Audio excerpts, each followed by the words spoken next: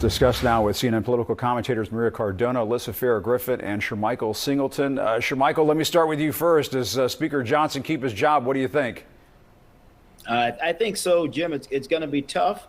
He obviously can't afford to lose anymore. What I'm really looking at, though, here is how many members of the Freedom Caucus may potentially join Congressman Massie, in part because of their anger, to be quite honest with you, about these continuing resolutions that many of them have argued aren't the proper way to fund or run the government, which I wouldn't necessarily disagree with. I guess the ultimate question here, though, Jim, for Republicans, if they can't get Johnson across the finish line, who in the world could they put forward that could get enough votes to actually be confirmed? I'm not certain who that person is at this point, which is why I think Donald Trump ultimately endorsed him, because the reality is the math is on Johnson's side, even though Thomas Massie is still holding out. Yeah, Alyssa, there's one definite no against Mike Johnson. That is Congressman Thomas Massie. We played a little bit of this earlier, but I want to get your reaction to this. He was speaking with one of his old colleagues, Matt Gaetz, who has a TV program now, of all things. But let's listen to what Thomas Massie had to say.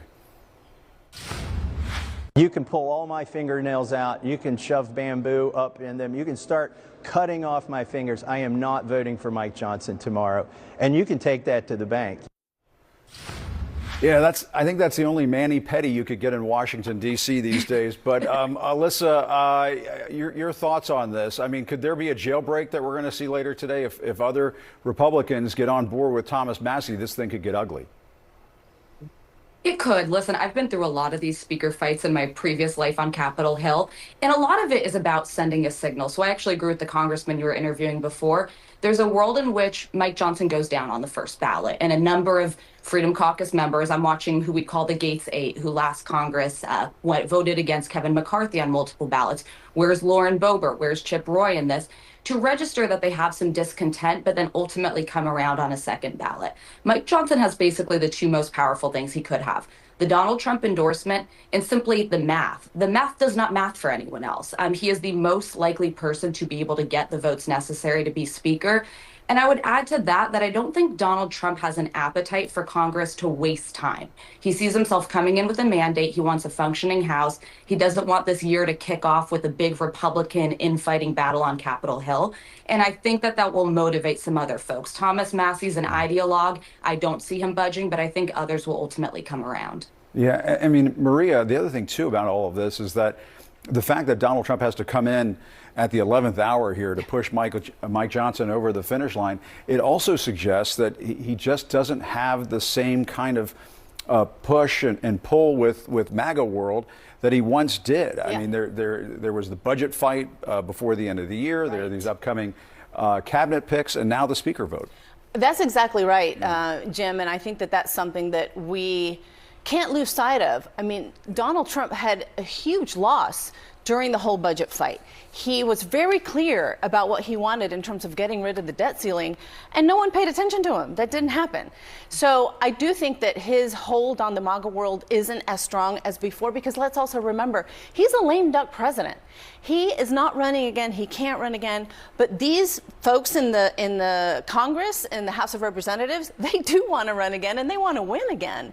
And so they are looking at a much different, maybe not much different, but a different enough calculus than Donald Trump, where this could maybe not work math-wise for Mike Johnson. I do think that he probably is the best position to win, but today the math isn't there for him 100%. And it might not go on the second ballot. It might not go on the first ballot. It might not go on the second ballot. If this does become chaos, who knows what could happen? Yeah, I mean, Shermichael, we did see Trump put a post up earlier this morning in support of Mike Johnson. We can show this, saying that he's wishing him, quote, good luck today, and calling him a fine man of great ability. I mean, what do you think about all this, that Mike Johnson needs Trump to push him over the finish line at this late stage? I mean, I'm old enough to remember these things are kind of a formality.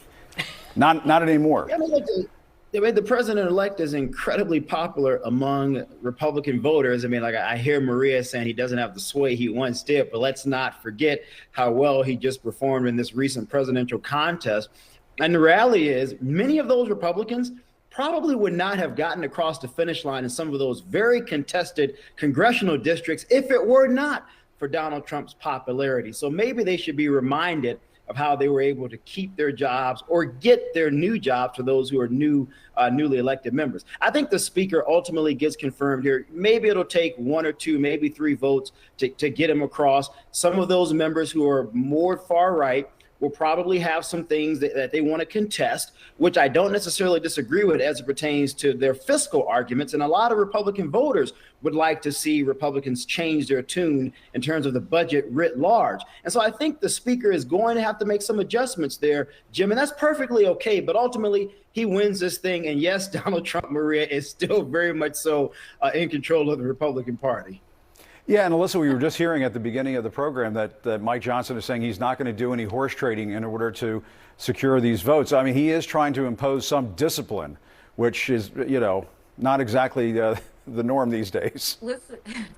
He's reverting to the John Boehner playbook, which actually kept Boehner in power for quite some time. Kevin McCarthy saw what happens when you horse trade and when you try to cut deals with people who are more interested at times in blowing up the House of Representatives figuratively than they are in governing.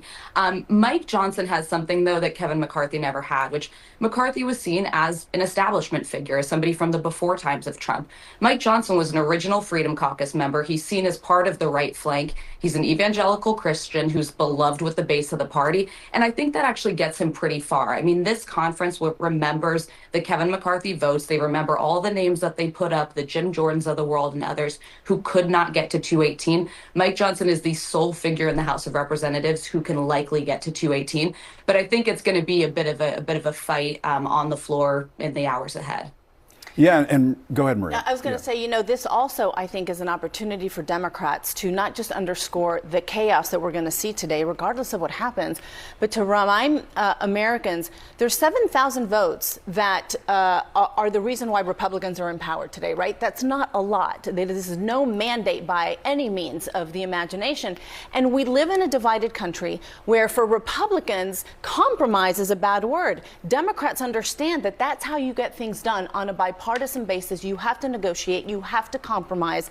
I think that is a huge leverage point for Democrats going into this big fight, and especially 2 years from now when Congress is going to be up for re-election again. Yeah, I mean, when you look I don't think Democrats, Jim, quickly, I don't think Democrats really permit a lot of compromise within their ranks, if we can be honest here. Look, this is an ugly process, but governing should not be easy. Selecting a leader shouldn't necessarily be easy. I am happy that the Republican Party permits dissent within our ranks. We should allow some of our members to challenge before we ultimately select a leader. That's a good thing. That's the way governance should work, Maria. Maybe our Democratic friends can learn a thing or two from Republicans. I think talk to them. I don't think they want to compromise with Democrats, Sir Michael. I think it's Democrats that have been the ones that are willing to work with Republicans much more so than the other way around. Yeah, and it looks like there might be some compromising that's done just to keep Mike Johnson in his job today. So we'll have to see about that. All right, Maria, Alyssa, Sir Michael, thanks to all of you. Really appreciate it. Thank you.